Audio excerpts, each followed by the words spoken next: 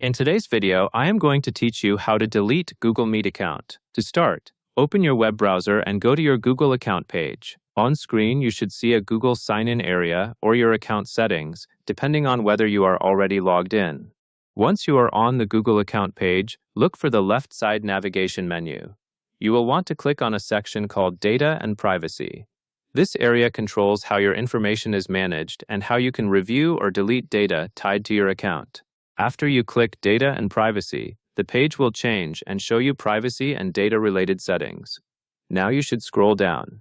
Keep scrolling until you find a section that includes More Options. When you locate More Options, click it so you can see the deeper account management actions.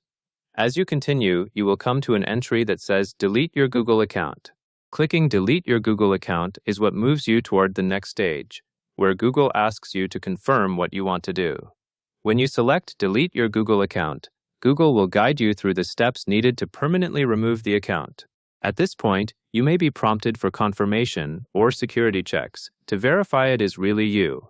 If prompted, follow the on-screen instructions carefully. To make the process smoother, keep your eye on the page as you move forward.